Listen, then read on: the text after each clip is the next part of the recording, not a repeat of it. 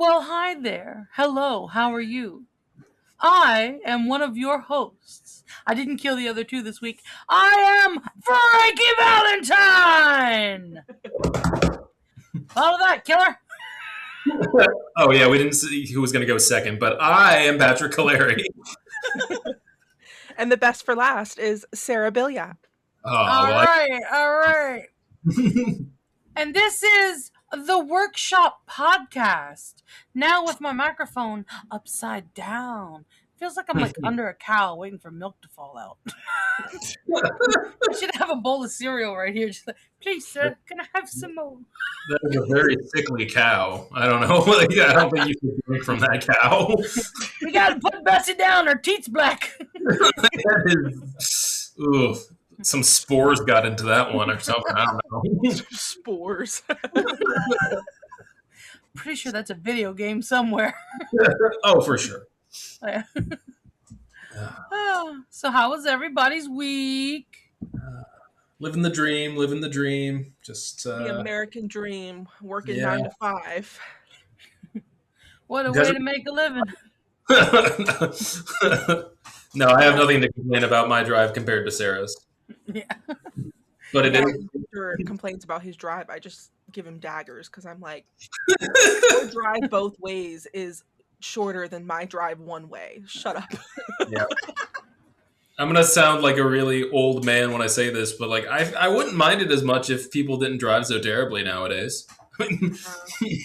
I almost died twice this week because someone decided to pass me on the left while I was in the left lane. I was on my way to a Quiz Bowl tournament, and some old peepaw with his Budweiser can to his lips, like he was coming up fast.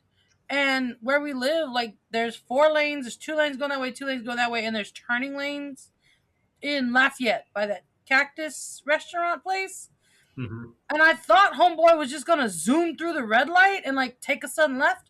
No, he went into the turning lane, hit the ditch, bounced up, got in front of me, and was steady drinking his Budweiser. And I was just like, I need a cigarette. Like, I was just so happy to be alive. I was like, oh, he's gone now. And then it happened again today. I went to turn because the lane was closed and I didn't want to get stuck in traffic on the way home. And somebody was just like, I got a shit, and zoomed past me in the turning lane. I was half in. I was like, I gotta go home. Yeah, that's how I know I passed a point of no return in my life, is that like I'm just appalled by how people drive in the left lane. Like, okay, you're doing 70 and you're not even a car length away from the guy ahead of you. What is the plan if something goes wrong? Like, hit it hard. We ain't limping away from this shit. I think it was like Thursday or Friday. I was on my way home and this blacked out, which first of all, if you're a blacked out SUV, you're obviously a cop. Like blacked out SUV like cuts in front of everyone. We're all slamming on our brakes and I'm just like, dude, what the fuck? What was that? And then the car behind me was way more mad than I was. They're honking the horn and they're putting their finger out the window and flashing their brights and stuff. This van passes up the SUV and he's like looking at him and he's looking at me and I'm like, I don't have nothing to do with this. I know what's behind me right now. And he was looking at you like you told them to do this. Right. Immediately, yeah, undercover cop, lights go on, and I'm like cackling because that's what you get for being an asshole. Like, yeah, that's almost also an asshole, but that's an asshole that can arrest me. So yeah. That's almost as satisfying as when they zoom around you, honking, flipping you off, and then you pull up right next to them at the red light. I always just blow them a kiss and watch the red just right up their face like, son of a bitch. Have a safe drive, my darling. And then I turn left. Hopefully without a peepaw drinking next to me. Yeah, I firmly believe that I should never have a position of power in the government, because my first suggestion when I was like had road rage and I was driving with my wife, I was like, we should just have like tire guns. And she said, what? It's like, okay, like, you can't shoot people with them, but do you think if it was legal, like, you just shoot out their tires if someone's being a dick? I'd go on a rampage. There would be a safe tire in the state. Just give me, and for slang, you could call it your tire iron. That sounds like a country song. Tire iron. That is not a good idea, Patrick. It's not, no, I acknowledge it. Great idea. What are you talking about? I love this. I've got like an angel and a devil on my shoulder. Can never go wrong. Hear me out. Bumper cannon. Fuck them all the way up. Hear me out. Gun control. Except. Like, should we control them? Yes. Should we take them away completely? Absolutely not. I am not going down in a traffic stop.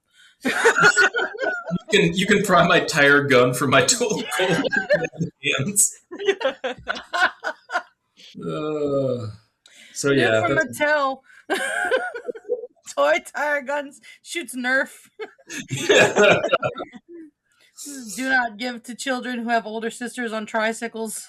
See, we do a collab with like Hasbro, and you've got the electric little cars that kids drive, and you've got a Nerf gun that like when it hits the wheel, it freezes it up. It doesn't like pop anything, but it sends an electrical impulse that just freezes it up. So it's practice. You just go outside and like your kid's on the bike and they're on the side on the ground and the tires just spinning like, Mommy did it again.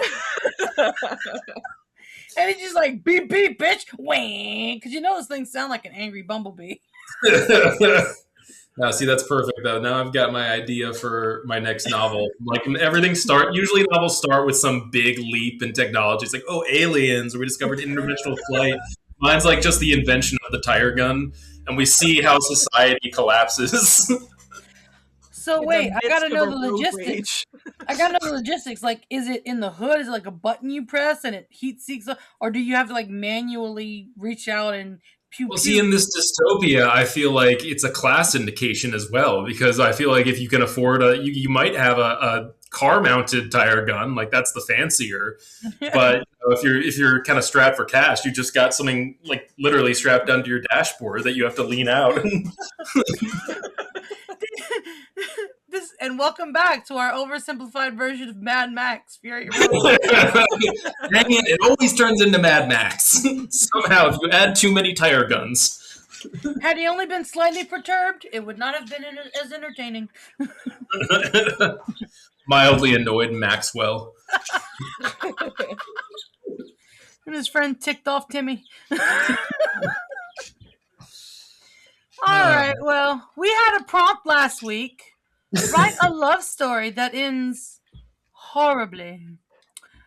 I did it right, and Sarah did it right. I did a drink. Patrick's an alcoholic. Patrick did it. Hey, in recovery. I don't know, Apricot. You're still pretty suspicious to me. I'm not drunk in Apricot, not yet. For those of you wondering what that means, he is no longer Patrick on our screens. He is Suspicious Apricot, and that is just poetic. I love it. Although this week on the actual things, Sarah gets to be Anonymous Dinosaur. And what was I again? An anonymous rhino. Yeah. Who was except now you're a ferret. I'm a ferret! Yeah. I'm a Malfoy. I gotta grow up, man. All right. It's no fun. Right? Since I introduced us, I'm going to go ahead and read first because I'm cute that way. And I'm on the new computer this week, and my screen is fucking massive, and I can see everybody and everything. All right, let me get one more sip before I die. Don't want a repeat of the pre-show. You guys want to hear a joke? I lived. All right, mine is called Bliss at Dawn. Hold on. You guys gotta shut the fuck up. Y'all cute and sweet, but hush.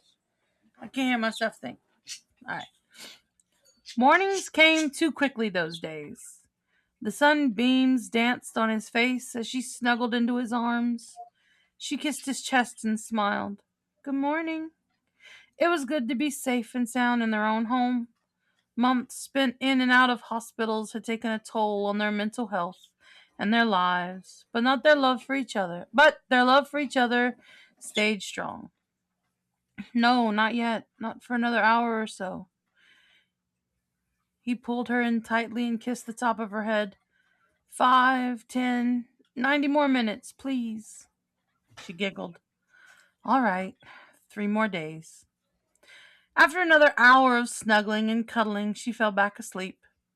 As Bliss finally rolled away from him and stretched, she screeched and yawned. She fell limp again and laughed. Ah, nothing like baby dinosaur noises to really get the blood pumping, huh, babe? She waited for a response, but nothing happened.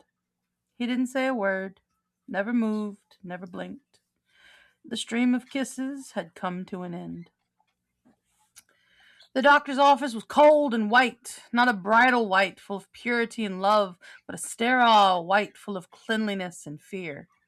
Derek sat on the paper-covered table, smiling despite his hand shaking. It's nothing, I'm telling you, I'm fine. Bliss shook her head. You flopped over at a board meeting in front of God and everybody. You're not fine until the old man in the long coat says you're fine. She took out her phone and began to type vigorously. Derek sighed and pulled the stirrups out of the bed, then put his feet up and laid back. She looked up and shook her head. Babe, what the hell are you doing? He looked over at her and shrugged. I've seen every other doctor today. Might as well get ready for the gynecologist, too. That's funny till someone puts a speculum up your ass. Then you'll know what I go through. He sighed and heaved himself upright. Fine, suck all the joy out of the day. You had a heart attack at a board meeting, Derek. What joy is there in today? It was not a heart attack! He fidgeted with the edge of his paper gown. It was an episode. Of Grey's Anatomy, maybe. He looked up at the focused light on the ceiling. I love that show. Yeah, well, keep fucking with my emotions and I'll cut your LVAT wires. She put her phone back in her purse and drummed on the edge of the table with her well-manicured fingers. I texted your mom. He turned quickly. His whole body jolted. You did what? He sounded like a little child, a whiny little thing that just watched his favorite rubber duck float away. Why would you do that? Because you could have died, Derek. She deserves to know. He laid back on the table again, this time his hands over his eyes.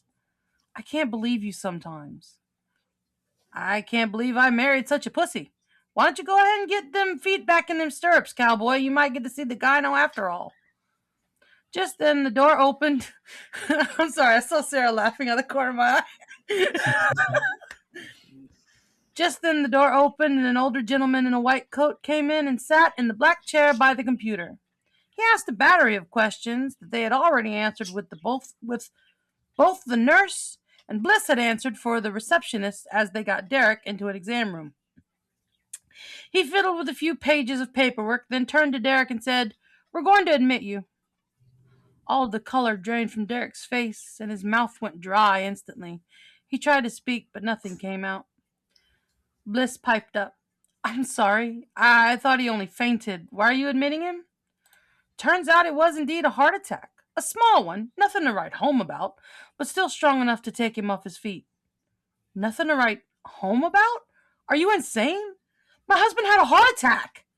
He crinkled his nose, then thumbed through some papers until he produced a pamphlet. Here, take this. It'll explain your options going forward. The pamphlet, which was well designed and fancy, she had to admit, was a diet plan and a workout regimen on one flap, as well as a surgical option information on the next. She flipped it open and flipped it closed again.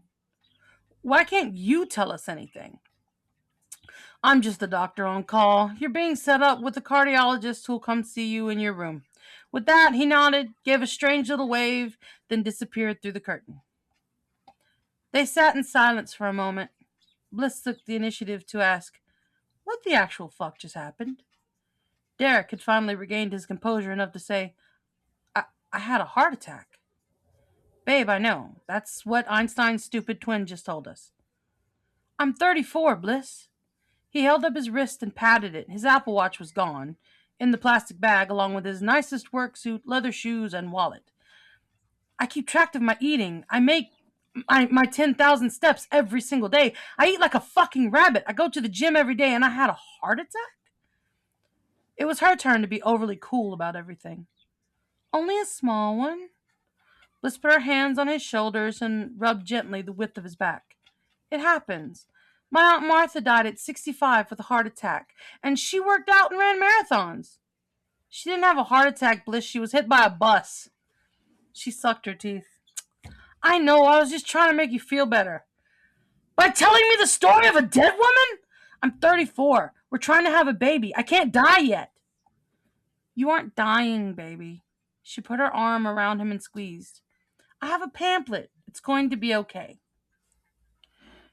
The people at St. Xavier's Mortuary and Crematorium were kind and gentle with Bliss. They came at noon, about 30 minutes after... I can't look at Sarah anymore. I have to move it. They came at noon, about 30 minutes after she called to pick him up. James, the lead mortician, came personally to get him and take care of Bliss, as he was an old family friend. With tears in his eyes, he helped load Derek into the hearse. He put his hands on Bliss's shoulders and squeezed. If you need anything, not just funeral related, you have my number. I'm just a phone call away. Why is this funny? But she didn't want help. She wanted her husband. She wanted the father of the baby he didn't know about yet. Instead, she had a phone number on a card and a funeral to plan. Sarah, are you good? I'm so sorry. Like, out of the corner of my eye, I just see Sarah bobbing along. I was like, oh, God. I've broken her. I couldn't stop laughing after she called him a pussy. I was wondering if that was a holdover enough from. I thought for sure it was just gonna be like the sad part was that he had a heart attack and then he died, and I wasn't expecting it. He died in the beginning. The whole heart attack thing was the flashback. Oh. Yeah, but I can see. So I liked how the chronology was kind of set up, or how it was written, because I do like how you go the heart attack, the second or however manyth heart attack that actually did him in, then the description of the first one. But I can also see it is somewhat. I mean, obviously, I'm coming into this knowing it's not going to end well. Right. So it's one of those things that I'm able to make that connection immediately. Like, oh, okay. But I liked how you set it up, and I did like the comparison, or the start of the second section. The doctor's office was cold and white, not a bridal white full of purity and love, but a sterile white full of cleanliness and fear. I do like that you've got love and fear there as, antonyms, but I do like that you have purity against cleanliness. It's a good, because it's not a one-to-one, opposites there, but you get the feeling, everyone knows what too clean means, I guess. And that's like scrubbed of anything sentimental. So I like that comparison a lot. Thank you. Yeah, Thank you. I had read it.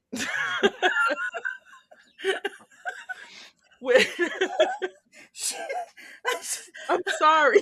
It was I had to physically move the thing on my computer far enough away where I couldn't see you. I couldn't believe it. Wait, were you trying to be funny, or was it? Yeah, I was. Okay. I didn't think I was until now. I'm so glad I was muted, because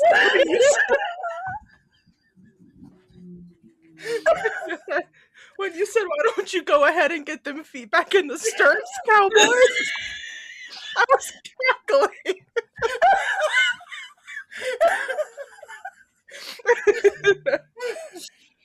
I guess the moral of this story is wait until after the diagnosis before you make the jokes.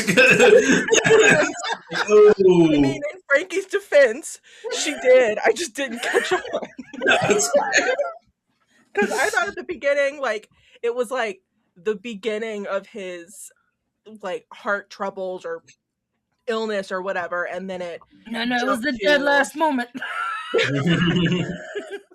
Hey, at least he went out on a good note, I'd say. yeah. Yeah. Not much consolation, but and I like how you have a couple in this relationship that has clearly been together for some time. It's not, that is another selling point and makes it as sad as it is because it's not, oh, we've been on 2 dates and we're so in love. I mean, obviously they are Yeah. in love, but there's more to that. Anyone that's been in a long enough relationship will tell you that you obviously get over the honeymoon phase, not in a bad way. That's in a sense one of the joys of being with someone for that long, and that I think that comes through pretty well. That's how you know the honeymoon's over. You call him a pussy and tell him to get back to you. Hey, people have different honeymoons. You can't jump to the conclusion. You can assume. You aren't dying. I have a pamphlet. Like, That part was, I did like that part. It's like, I mean, you just what are you immediately going to say? like, oh, he's dead. That Sarah, really is how they treat you in emergency rooms, though. Like here's a pamphlet. A specialist will talk to you. It'll be fine. It's 3 a.m. I don't want to be here either. It's just go home and die. It's fine. Yeah, like honestly, if someone tried to hand me a pamphlet in the hospital, if I got like a terminal diagnosis, I'd be like, please no. Like I don't need this. Like Can you call the Make-A-Wish people? That's what I need. like it's terminal. Here's a pamphlet, and you open it, and it's just like, a clown. Happy Death Day to you. Butterflies shoot out of it. Okay, that was good. It was good. I enjoyed I it. needed that. For my piece, Patrick, you're anonymous otter. All right. I still think the Auric one was the best. That was cool. Yeah. It just pulls random animals out. It called me a zebra once. I was confused. Like, why? What have I done to you? What about me implies zebra? Now you're I'm your Patrick. You're a jackalope. Ooh. Ah. Moving up in the world. I think that's just like a funny way of saying horny rabbit, because that's all that really is, right? That's I what think rabbit so. wants. Like, I we have knew no rabbits idea. were horny. You didn't have to add anything to them. I didn't realize that like a hare is substantially different than like a rabbit. Yeah. Same flavor profile, but A little gamier. yeah. You gotta run real fucking fast to catch them, but Okay. I'm gonna go ahead and mute myself. Just in case I start to die again. All right. So we had one version of ending horribly. Let's see what the other version of ending horribly is. And then we skimp the dog. No, I would never do that to a dog. A person, not a dog. No, He never. has boundaries. Yeah. John Wick would be proud. Okay. Mine is titled The Warmth of the Human Body. I knew it! Okay. The candle between us swayed with each small draft let in through the opening door, the flame leaning toward her, as if even it understood the impulse. Her hair caught the light, golden curls tumbling down the narrow slope of her shoulders, bright even in the dimness of the room. Across the table, her amber eyes roamed over me. She was quiet at first, wary, almost, keeping one hand lifted lightly over her lips as she chewed, polite and restrained. And then she laughed. I do not remember the joke, which seems unfair now, considering how vividly I remember the sound of her laughter. It came quickly, full and reckless, louder than the quiet room expected. Her head tipped back, golden hair spilling over the back of her chair as the sounds burst from her like something long kept inside. She gasped for air between fits of giggles, covering her mouth with a loose fist. Another laugh escaped her as she tried to speak, and her foot nudged mine beneath the table. Her cheeks were warm with wine and embarrassment, her eyes shining with amusement. She was well loved as a child. Those who grew up starved of affection learned restraint early, They laughed carefully. They smiled sparingly. But her laughter spilled out so easily, so freely, and there was something deeply intimate about being allowed to witness it, to be trusted with it. She reached across the table to brush a crumb from my chin with the pad of her thumb. The warmth I felt was not from the flickering flame between us, nor from the heat of the room. She radiated a comforting heat as she held my gaze, quietly and naturally. I had not felt warmth like that in a very, very long time. I'm very bad at this, she said after a moment, drawing her hand back slowly. At what?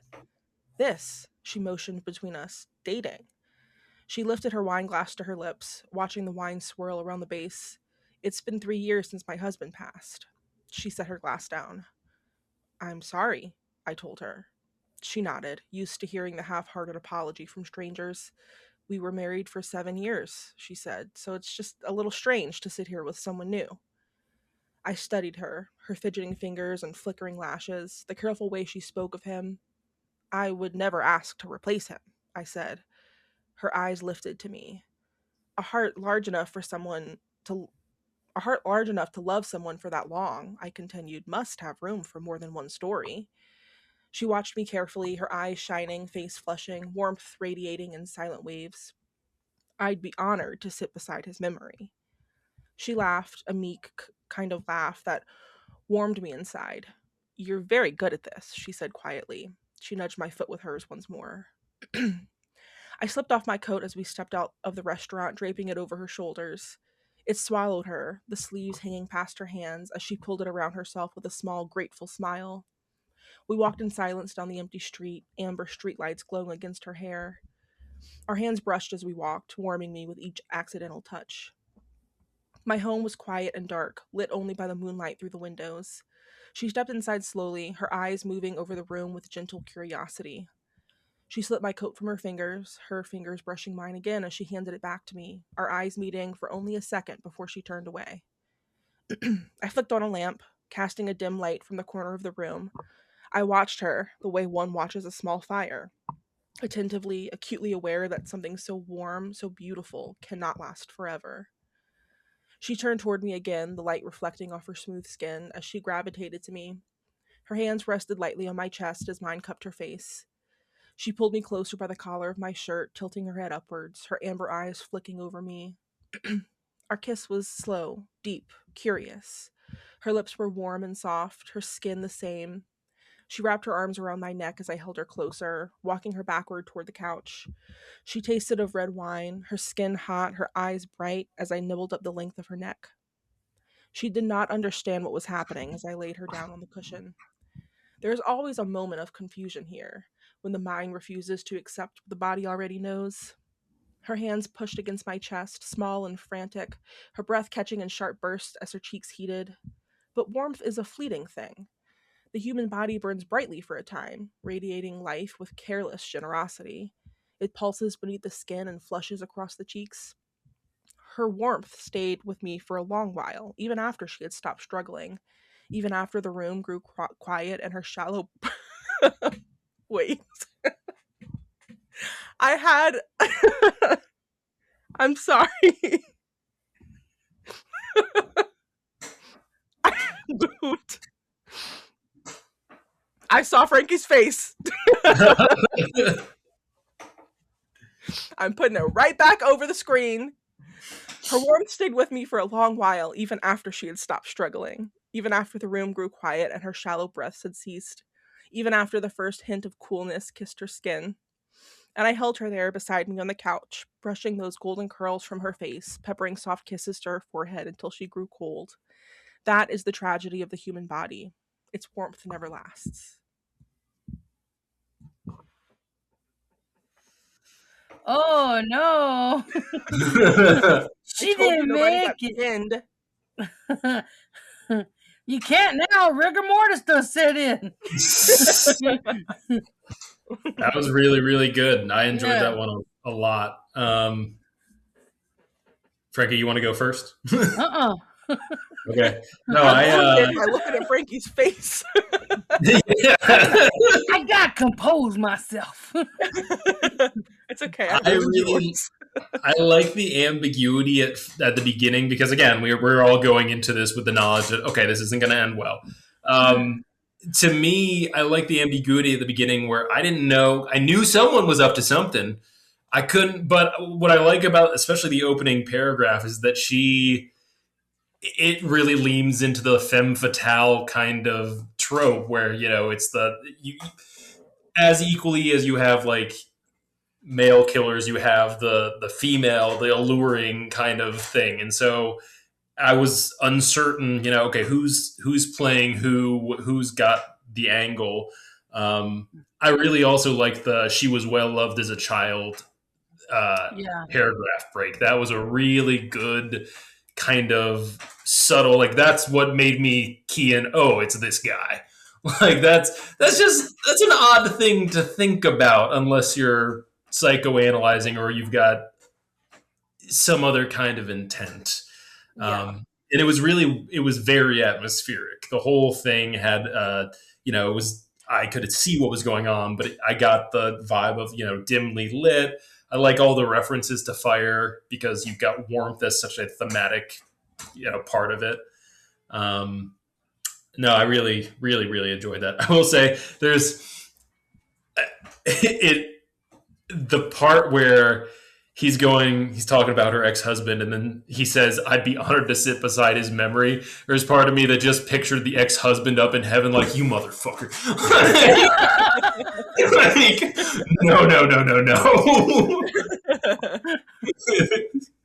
She gets up there and he's just like, so what the fuck, man? You couldn't just figure it out? Like, I mean, you did die. I can't be that mad at you, but I have a question. Is Yes. this open to interpretation as to what he is? Like, What do you mean? is he a human? Is he not a human? Because this could very well fall into like vampire territory. I mean, I was thinking human, but I guess. Yeah, 'cause, like, you never explicitly state. Oh, I took the knife and slipped it up under her ribs and Yeah. scrambled Oh, her yeah, heart because like he's an like egg. nibbling at her neck. Yeah. Yeah, yeah. yeah, well, It goes directly from nibbling at her neck to where is it? she did not understand what was happening. Yeah. Yeah. There's Yeah, and always I a like moment that. of confusion here when the mind refuses to accept what the body already knows. Yeah, So I yeah. like that.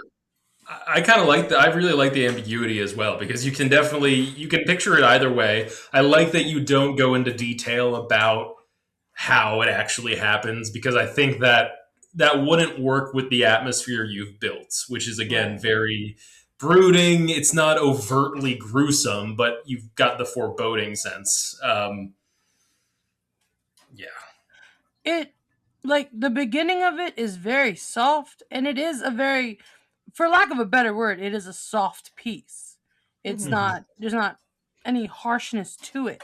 So the fact that you didn't say anything about like fangs sinking in or a knife exploring her flesh or whatever, like it really, it's almost comforting in a way.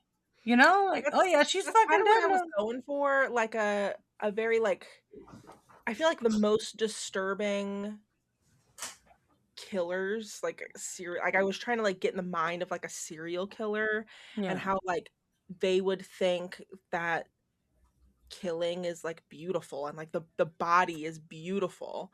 And so I was kind of trying to get into that mindset yeah, and have like very, I don't know, like just beautiful descriptions. Mhm. mhm. So that way at the very end, whenever he kills her, it's kind of just like there's something wrong with this guy because he's so calm. Like Yeah. I think for lack of a better term and in the likelihood that I'm probably misusing this term as well, but I think it is a very romantically written piece, as weirdly as that sounds. Like it does have romantic language. It very much is Mhm. it heavily emphasizes romance, and that is what makes it so cool to have the juxtaposition at the end of, it's not overtly violent. It's not in his mind. It is still romantic. This is just what he does, you know? Yeah. Yeah. When it said he nibbled at her neck, all I could think of was that TikTok where the girl's like, I'm not going to bite you. I might nibble a lip. I have no idea what you're talking about. Oh, I gotta find her. I'm gonna put her in the group chat. She's hilarious. We'll be back. Come on, buddy. I'm not gonna bite you. I might nibble a little bit. She's hilarious. I love her. But yeah, that was our prompt for this week. Write a love story that ends horribly. Our next prompt. As an adult, would you ever want a treehouse or dollhouse? Talk about it. So that was my best John Song video imitation.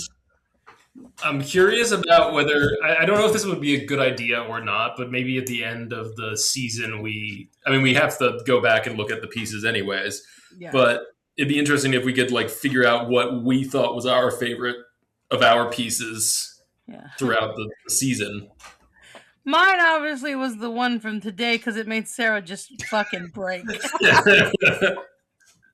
I'm gonna read that to Victor. It's gonna be a bedtime story tonight. I think the most fun thing about that though is that if the other people were to do the same thing, like, hey, what was my favorite thing that I wrote, or what did you find was your favorite thing that I wrote?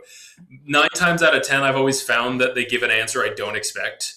I was like, really? But that's kind of cool because it's like that was the one I like that you liked it, but that's surprising. It's like, that turd, really? Like I'm touched. Yeah.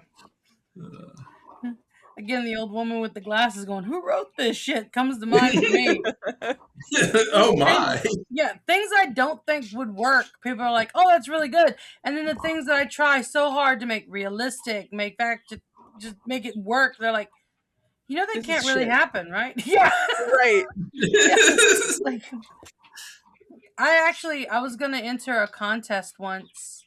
They wanted it was a very specific piece they wanted, and I did a me and I started writing and I wrote a fantastic fiction fantasy where like the guy's lost in the woods, he meets a girl, she's a warrior, they don't fall in love at all, she just like shows him how to kick ass and they fight together.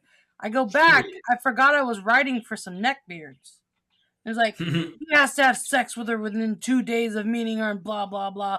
I'm like, fine. So I went back, rewrote the whole thing, sent that to some friends. They're like, this is shit. I'm like, yeah, I know. You should have seen it 3 versions ago. It was really fucking good. I should have made a copy and saved my original piece because it was so good and so well detailed and thought. It was one of the best pieces I wrote in college, and it got ruined by neckbeards. Thanks, Brony. I think that's a case in point for saving versions. It's always a good. Yeah. I think, but that is something you learn through the pain of losing something. You remember that, okay, I should save, even if I hate it now. Yeah. I might want it. Yeah. I deleted a lot of stuff not too long ago, and I was like, I wonder where this is. Oh yeah, that's where it is. Yeah, my computer crashed like probably 8 or 9 years ago, and it was like after I got out of college, and I was like writing so much, and I was helping other people with essays, and like I was just in the groove. My computer crashed. I lost everything. I lost everything from college. I lost all the work, like all the stories and poems and shit that I wrote after college. Things that I tried to get published. I lost all of it, and I was depressed for weeks. Like that. Yeah, no, valid. That's a valid reason to. Now I have things saved in 3 separate places at all times. And then you've got me. I'm on the opposite end of the spectrum where my ADHD just kind of manifests itself in the theory of what's a portfolio. Why would I need but I wrote that before. I don't know who that person was. Why would I ever want that? I have everything in the cloud, and I found a bunch of stuff from college that I wrote that I was really proud of. And I went back and I read it. I was like, oh, I got to delete this. anyone finds this, they're gonna take my damn MFA back. The writing police are gonna get me. The writing police. They're gonna roll up in their blacked out SUV, being like, "Sarah sent us. The joke was too funny." And I'll pull out my tire gun and scream, "I'll never go back to prison." The return of the tire gun, the reckoning. Tire gun 2, electric boogaloo. Okay, I think we can figure out a solution where it's like a musket. Maybe you can aim it a little bit better, but it takes like 30 seconds to reload, so you've gotta use your shot wisely. The tagline could be "one tire at a time, bitches." That'd be great. The ideal world. Right? I would get road rage from having to reload that thing. That's why Victor does it in the passenger seat while you drive, and then he clocks it to you. You think I'm driving? I'm a passenger princess, and I'm not reloading that thing. So Fair, all right, that's fair. we're gonna have to save up some money to get the pro version or whatever. Yeah, get the small version. Let Liam do it. I was gonna say we've solved many problems with this. We've solved the road rage problem, or we've made it worse, one of two. And then we've also solved the population crisis, because what do you need when you have a tire gun? You need someone that can reload that tire gun. And fast too. You need those little nimble fingers to get down in there and get the more kids you have, the more people you have on the assembly line to reload that tire gun. The more kids you have, the more tire guns you can have, and have them already ready to go, and just swap them out per kid. Perfect. Well, I know what I'm doing tonight. I'm going to make a baby. There's a pamphlet for that. Y'all, I can't wait to get up in them stirrups. Y'all got some riding to do. God, I just feel obligated to write a story about tire guns. I don't. And in the vein Patrick's of gonna come next week, and he's gonna be like, "I want a treehouse so that way I can hide my tire gun." It's a mystery until like the very I'm not telling you what I'm hiding in my treehouse until the very end, and then just you open a secret cabinet. The armory of tire guns. It has to be in first person, so the dialogue is just like, "There I was in my tire gun hut, surrounded by my homemade ammo." Yeah, it's like this Patrick Kalleri guy. He's a decent author. I just don't understand why he starts every novel with "There I was with my tire gun."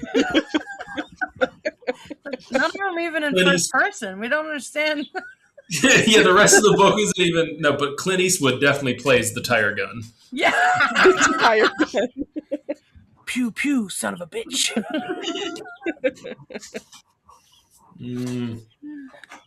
Speaking of dialogue, see what I did there?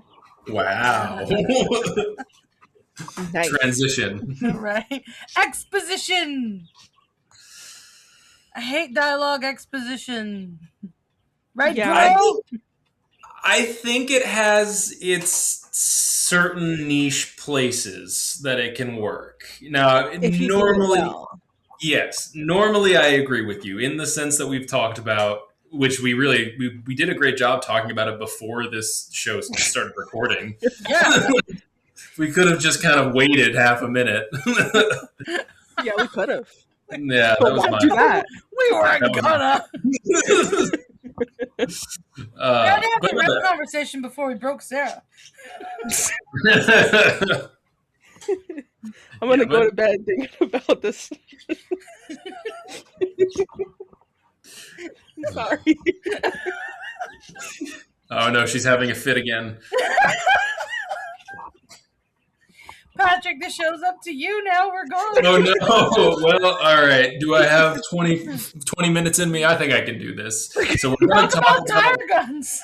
I was going to say, so we could talk about tire guns or Rome, one of the two. I can give you two options. I can talk about the amalgamation of what would have happened if the Romans came upon tire guns. They would have taken over the rest of the world.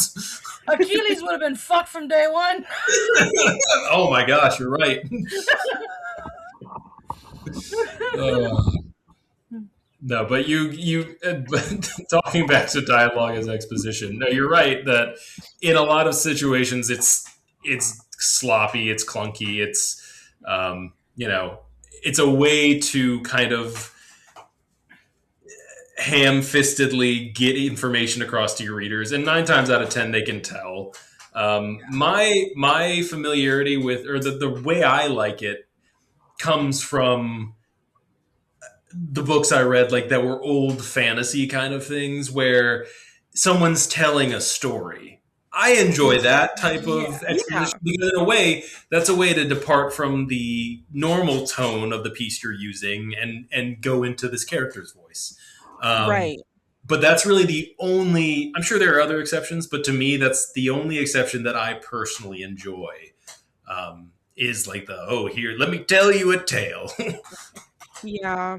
Yeah. Like the series that I'm reading right now, I got one of my coworkers to start reading it, and she came to me last week and she was like, "I don't understand why you like this book. There's so much exposition in the dialogue." And I was like, "Girl, I know, but I'm listening to it, so I don't have to read it."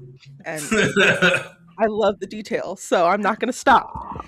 But there's one part in the second book that like the male main character is asking the female main character, "Well, do you know about the history of the kingdom?" And she's like, "Of course I do." And he's like, "Well, then tell me." And Oh then no. it's so long. And instead of just like they could have put that anywhere else. Like in the first book they could have put that. Isn't that a Instead they prologue? put That's it in the not the middle. first book. No, it's the like 3/4 into the second book. That's the part And that made me like so surprised. yeah, and the whole time she's like talking about the kingdom and the history, and instead of just like stopping, like you can go into actual exposition. It doesn't have to be dialogue. You Yeah. can Yeah. just use exposition. Instead of doing that, the male main character would cut in and be like, "Okay, and what else?" Or, "And you're missing something." And I'm just like, "Okay, I'm going to skip this chapter."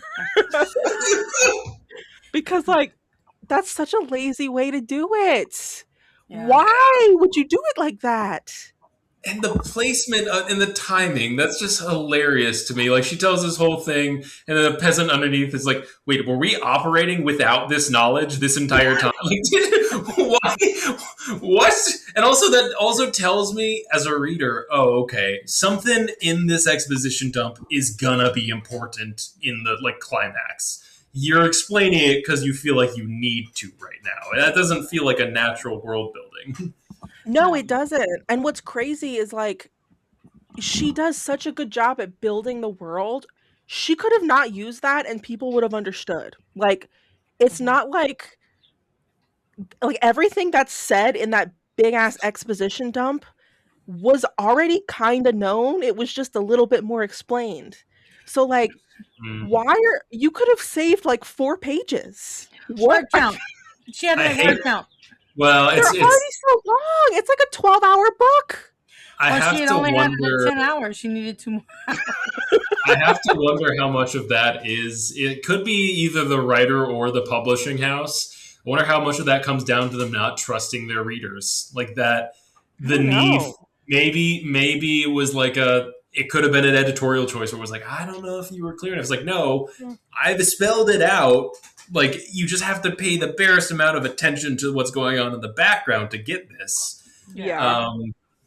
Yeah, that's unfortunate because that is definitely like they can just know this stuff. That's the beauty Mhm. is that we know what they know. This is a book, so they can just. Yeah. For me, it's in television and films. I really hate it when they're like, "Hey, bro, how you doing?" And then for like 25 more seasons, that's just Jim. It's not bro. You only said it at the beginning. Like there are a lot more natural ways to do that kind of thing. You could have another character say, "Who's that guy?" Like, "Oh, that's my brother." Like or something like Mhm. that. Like something natural has to happen. It's between that and sex position, which is I think I've talked about this before. It's Yeah. really big in Judd Apatow movies, specifically the first one that blew up, Knocked Up. Mm-hmm. Like I skipped the sex scenes because I was like, what, 16 when it came out, and I wasn't interested in that kind of thing. Like my mind is much dirtier than anything they can put on that screen legally. I don't. But like I didn't realize, but there's dialogue in that scene while they're Yeah. having sex, and it kind of feels like forced pornography. Like you have to watch this, even though it's not full blown porn. You know what's going on. It's not they're not Yeah. showing the Yeah. whole thing, but I mean you fucking know what's going on. Right. Why can't those lines go somewhere else? Why do I have to watch these people have sex? Like Yeah. I think Yeah. I don't want to say it kind of fell off. That's kind of weird during a sex scene if something falls off, but I hope not. yeah, like that's a whole new movie, man. But like for people who wanna who think like this actor's funny, I want to see their work, or these jokes are funny. I saw a clip, I want to see the whole thing, but they're not particularly interested in those kind of scenes. Like there are people who love those scenes. More power to them. But I don't think important plot points should come between pants. You know what I mean? Yeah. Pants and Yeah. stuff. I should be able to understand the plot without having to hear Katherine Heigl's O face. You know, like I can barely stand her regular face, let alone her O face. And then she's an actress. That was a pretend O face, which you know she's a woman, so it probably is her O face. But anyway, I digress. Sorry, Patrick. No, no, I mean that kind of thing too is dependent on the genre very much so. Like it's going to be more prevalent in certain areas than others. The popularity of certain media will also impact like whether or not it's on the rise or on the decline. I think that yeah, exposition through dialogue besides storytelling, or like telling a story of something that's happened in the past. I'm trying to think of any other examples in recent, because really in most things that I read, it's just like I was talking about. If a character knows it through narration, naturally you can know it too as your audience, as the audience. Like the Dune books are really good sci-fi, but they're also really dense sci-fi in that I'd say there is dialogue exposition for sure, but none that feels like the one you described, Sarah, where it's like, oh, now tell me the tale of blah, blah, blah. It's more natural world building than that. And that's a strength in any kind of literature, I think, is that trusting your reader, I guess. And also, that's that kind of thing, like you said, it should have come much, much earlier than halfway through the last book. Like, I mean, the second book. Now, I don't know how many books are in it, but ooh, girlfriend, you muted. Sarah, I think you're still muted. Yeah. Can you hear me now? Yeah. Yes. It wasn't very long that you were. I don't think it was long that you were muted. It was the entirety of that sentence, which is now lost to the fates. So I don't remember what I said, but I think I just agreed. okay. All right. In your defense, there was some nodding going on, so we. She was also I'm not flipping us lying. off though, so I don't know what was going on. Yeah. What was the donkey for? I know. Wait, what? We're just making fun. Oh, okay. It's been a long day. Oh yeah. But dialogue, I feel like dialogue should be reserved for things the characters don't know already. Yeah. And I feel like like I remember in college I would like my characters to trauma bond. And that is obviously something that people in the real world do. Like they'll sit together and trauma bond, they'll trauma dump, like, but I feel like in literature you got to be so careful about it because it comes off as exposition-y whenever like in the real world it is exposition-y, but I'm not reading it. So if I'm reading paragraphs long of just like, a character talking about how they were abused as a child, like it's just like you don't even have to say things like that. You can just like have memories, or you can like, have a character that's like real skittish about certain things, and the reader can um make their own assumptions. Yeah. One way to get around that clunky dialogue exposition thing, though, like, okay, he wants her to tell him that the whole thing, that's cool. Don't tell us.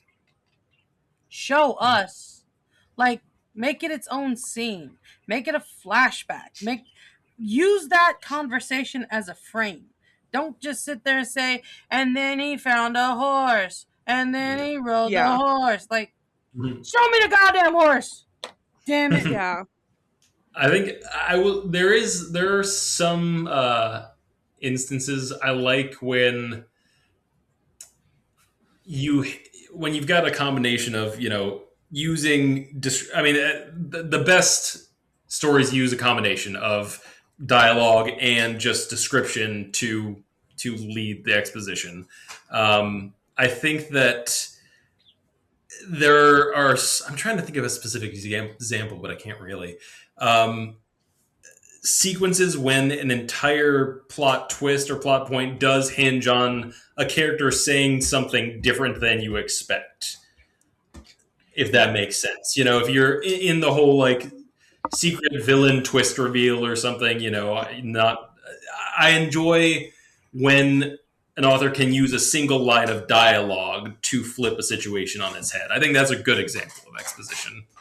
Yeah.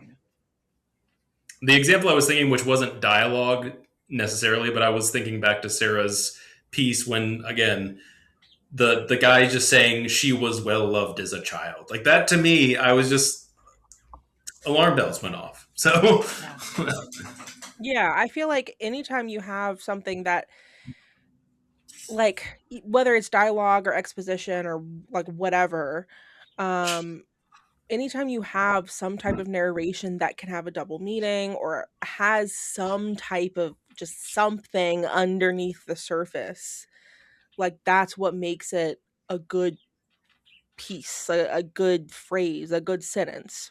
yeah. And obviously, like, not every single sentence in every single book it can be like that. Not every piece of dialogue can be like that, because that would be way too intense and too hard to read, and that's why people don't like Shakespeare. So Hey now.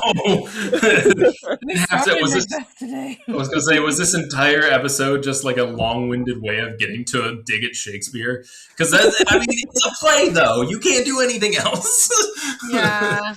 You kind of got to give old Billy some slack. He was working with all men. So. Yeah. So there was a limited amount of creativity. No offense, our little apricot. Nah, it's all right. I know how difficult men are. We're the worst. I've been in locker rooms before. I remember. I guess that is something interesting, though, that we didn't really, broach. It's, stuff like plays. Because there are certain plays that do have narrators, but a lot of them are pure dialogue driven. I can't say I have enough experience writing plays to comment on how difficult that would be. It is. It is. I have one word for you. Hermaphrodite. I'm sorry, what now? That's one word? One word. I was one of the founding members of the Nichols Night of One Acts, and I wrote a play called Game Night, and I couldn't figure out how to end it. And one of my friends was just like, hermaphrodite, half bull, half cow. And I was like, what the fuck is that? I was like, that's how you end it. And that's how we ended it. And it meant nothing. It's like, it was just something for the characters to say before the lights went out. It was just, it's very difficult. Yeah. It was horrible. Don't Google it. You'll not find it. I've scrubbed it from the internet. This is the only mention of it anywhere. Yeah. Everyone else's was much better. But like the whole thing was very exposition-y for no good reason. You know what I mean? It was also my first hand at a play ever. Yeah. Well, I was gonna say, I Make up mean, a cute little excuse. It's the first time I ever I read don't know. a play. If it's hard not to sound, not to be too expository in your dialogue in a book, it's got to be twice as hard in a play I'm because sure. Yeah. you need to make certain things known. I mean, you Yeah. can't Right. always rely on your audience to be like, oh, well, that's the architecture of Victorian London. I know. Right. Or you can just make it a musical and they can sing about everything. True. You could have a boy on the street corner waving a newspaper on every scene, be like, oh, what's going on in this? Yeah, that'll fix everything. London under attack by the Blitz. I'm convinced that Annie and Newsies is the same musical, just with different ingredients. We are poor as shit could be. Buy a newspaper from me, and that's the whole thing, right? I don't know. I only saw I read the back flap. I didn't see the Back flap. It was. I watched them both back to back. It seems like a fever dream. Oh god. There should have been an edible involved. There wasn't. I watched half of the newer Annie with Jamie Foxx and the little girl where she's black, and I was all into it. I was really enjoying it, and then my TV just like shit its pants, and I was like, God, why is my TV racist? I need a new TV. Bet it when it turned off, it had been Carol Burnett and that little redheaded snot. I didn't even know they had a new Annie. Yeah, Jamie Foxx plays Mr. Stacks instead of Daddy Warbucks. Because now it's not so PC to have a little girl calling a random man daddy. Yeah, it's fair. Yeah. Yeah. And Cameron Diaz plays the lady who has all the foster girls. I don't want to watch it now. I don't really like Cameron Diaz. I like her. Honestly, Sarah, I get it. Yeah. I like her in certain things. She didn't have to ruin the death scene in My Sister Keeper the way she did. She went to the Claire Danes School of Crying.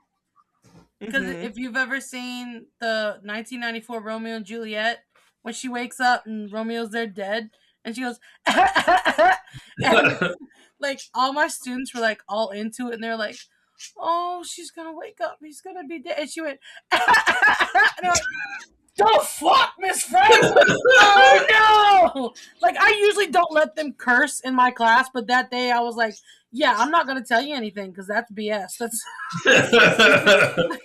That was disrespectful. It was. There was a whole crew of people. Even the guy in the catering van could have said, hey, babe, can we get another take of that? But no, she went, and then that was cut, print, check the gate, moving on. We got other shit to do.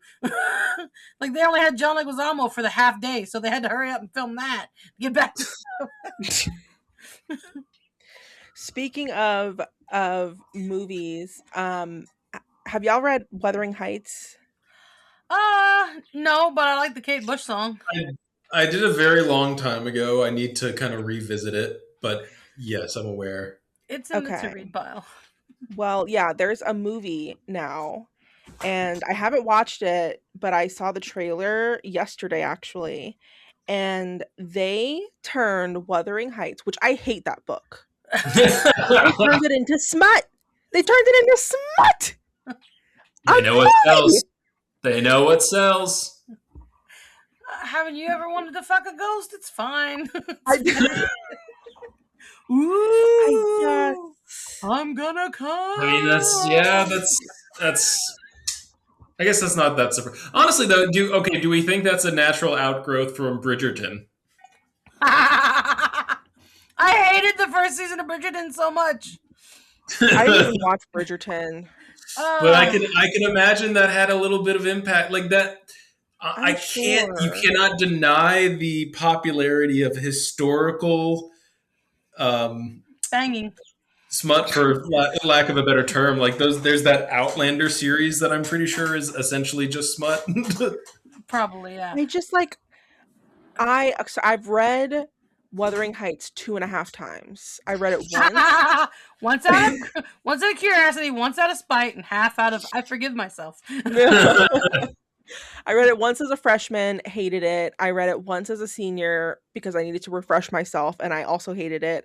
And then I had to read it again in college, and so I spark notes it because I was like, I'm not putting myself through this again.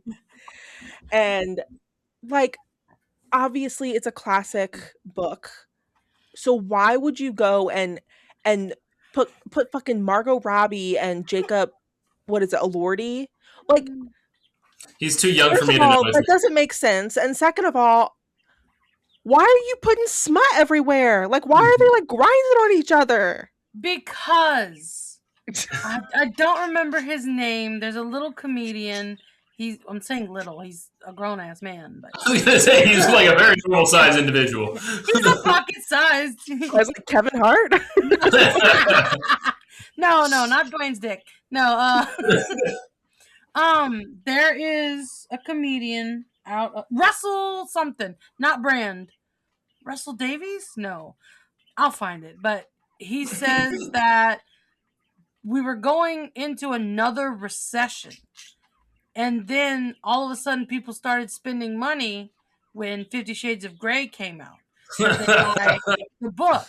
And then they'd want to try the kinky shit. So they'd buy the cuffs. And they'd buy the whips. And they'd buy the chains. And then when their husbands weren't into it, they'd buy the rabbits. And they'd buy the wands.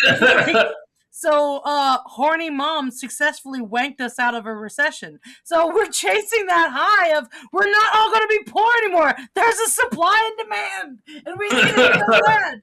So they keep putting the smut because they know sex sells, be it good sex or whatever the fuck happened in 50 Shades of Grey. You know. All I'm just gonna say is any kind of like smut from a pre-19th century standpoint, the smell's just got to be terrible everywhere. That's why the dresses were so big to keep. I'm not even saying like anyone in particular. None of these people bathed. Like everyone was just absolutely rank. I'm sure. I love you so much, Pooh. I love you too from afar. Like, all right, we just got to move the chamber pot out of the room. And that's why long distance relationships were so successful back then.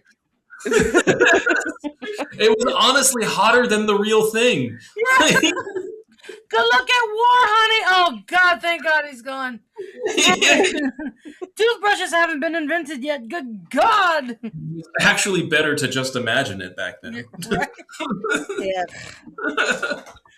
I think if Heathcliff smiles and all of his teeth are brown, yeah, it would be more historically accurate. Well, they're not. So it's not historically accurate at all. I think that's where Doggy Style comes from. Is that a weird age gap too? Like, I feel like he's is he young or is he older than I'm giving him credit for? To the IMDb. He's older. Oh wait, who? Jacob Elordi or Heathcliff? Yeah, Jacob Elordi. Oh, he's pretty young, I think. How do you spell withering? But so is Margot Robbie. Oh, yeah, wuthering. Oh, wuthering. Like Margot Robbie. Been around Let's for see. such a long time. Margot Robbie is a fucking 100. Let's see. But she wears it well. I'll give her that. No During work. that Crown Queen. Yeah, right? Okay, she was born. Oh, I feel bad. How old is she? Same age as me. Oh, see, that's karma. She was born 3 months before me. Yeah, she's born July 2nd, 1990. And Heathcliff, Jacob Elordi, I probably taught him. Sounds like a student I know. Yeah, he was born in 97. Yeah, he's 70. Technically a 90s baby. Okay. It's the ones who popped out 20 minutes before the plane hit the towers and like, yeah, I'm a 90s child. No, shut up. I'm barely a 90s kid and I was born in 95. Like, that's... Yeah. All these people are Well, so handsome and so pretty. yeah, that's not well. Not. I'm glad that you warned me about that, Sarah, because I didn't really have any desire to see it beforehand, but now I really am good. Like, okay, I can skip that one. I mean, Wait, I'm gonna watch it. Don't get me wrong. I'm gonna wait, once it comes out on streaming, I'm gonna put it on my phone at work, and I'm gonna be watching it at work, and people are gonna be like, "What are you watching? Like, what the hell's going on your phone?" It's Wuthering Heights. Calm down. And then I can report back to you and be like, "It was awful. It was exactly as awful as I expected it to be." wait. Okay, Wuthering Heights, you can't fire me. I looked it up. I wanted to know, like, if Heathcliff was older than Kathy, and yeah, he's older than Catherine Earnshaw in Wuthering Yeah. Heights.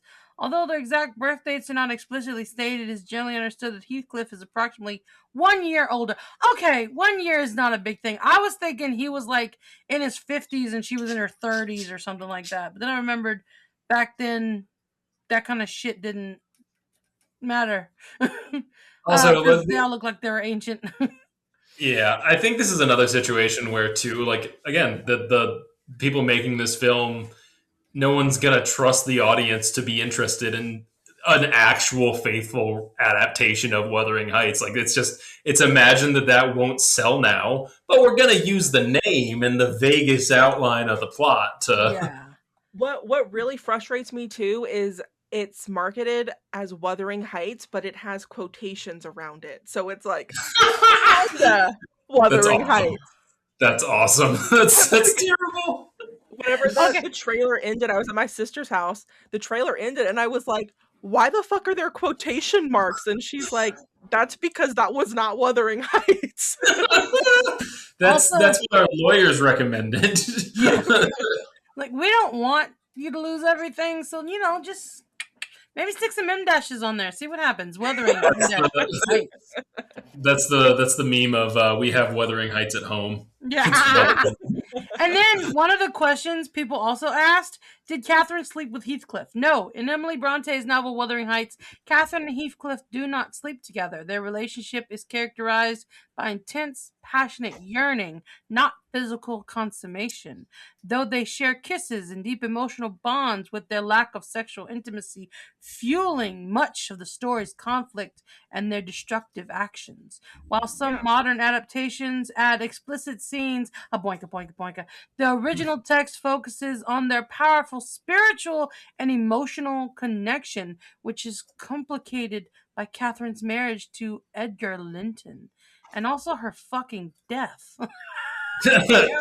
Yeah. That's part of it. Spoiler alert, And she's that's a why she ghost. died. I like the description, like their destructive actions, because that like makes me like I can imagine them leading armies and have the halfway point, like something really wild gets off course and Yeah. they just raise the countryside. I didn't realize. Okay, so she actually winds up married to someone else. Yes. Gives birth to a child, and that's Whose how she name is died. also Catherine. Yeah, or Kathy. Yeah. Kathy. This is our child, Well, Kathy. I guess that'll be a special episode. As we'll watch Wuthering Heights and review it. We have to do it. Back to you guys. We'll have to do it. Science fiction 3000 style. What is it? Science fiction theater 3000 with the robot. Was it a mystery science theater? Yeah, that one. I want to be the thing with the big nose. I love to do that to modern films. Just like sit there and rip the shit out of it. Like, this is stupid. His hair is dumb. Why do his feet flap when he walks? That's weird. God, I hate Danny DeVito. Oh my god, I love Danny DeVito. What do you mean I paid to watch this? Yeah. Somebody said, I can't believe we pay money to see other people. And they're like, do you mean movies or prostitutes? And she's like, I mean glasses. Liam! Our baby friend was here. Briefly. He popped in, he had his cameo, and he fucked off. That's our baby friend. Liam. He shit his diaper, so. Mom, you gotta smell this, it's huge! Well, we'll just keep you on here until Victor's done. That way you don't have to deal with it. No, he's not in here. No, like that way you don't have to go deal with it. You just hang out with us until the shit's gone. I'm not going to deal with it. Regardless of what happens. Like, no, that one's your son. That's hop on in there, cowboy.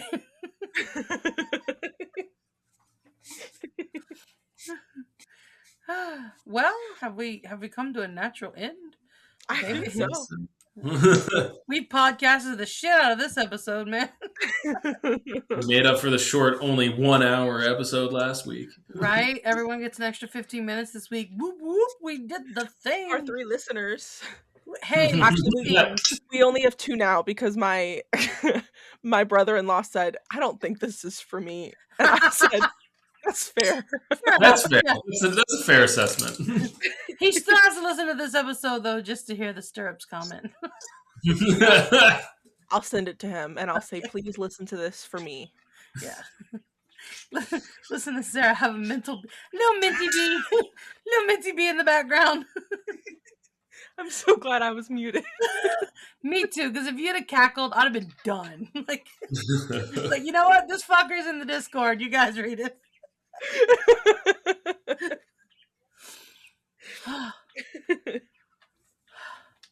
All right. Well, I guess I've been Frankie Valentine. I've been Patrick Caleri. I've been Sarah Billiot. And this has been the Workshop Podcast, episode 26. Guys, we only have 2 episodes left of season 1. We've come such a long way. I say this every week, but this is the longest thing I've ever committed to. And every week it continues to be true. Yeah. Wait until Liam. Eventually Liam's going to be like, "Wait, hang on a second." He's going to start doing the math, but Mama was fucking 4 when you started doing that. Yeah, but I didn't really fully commit to you until about week 4 of the podcast. Yeah. That's when I really decided. So technically, you were born first, but you're my second born. It's fine. We just moved 12 hours away for you. Like, you're not that important. Right? Like, best schools, new house, so you have your own space? Fuck you. This podcast, though, right? This is what's going to take care of me in old age. Yeah, but you're one little boy. We have 16 listeners. Aggregated. Yeah. 3 of them aren't just Frankie's other accounts. It's fine. All right. Well, don't forget about next week's prompt, you bastards. As an adult, would you ever want a treehouse or a dollhouse? Talk about it. I'm going to keep running that joke until I hate it. All right, I'm done. All right. See you guys next week.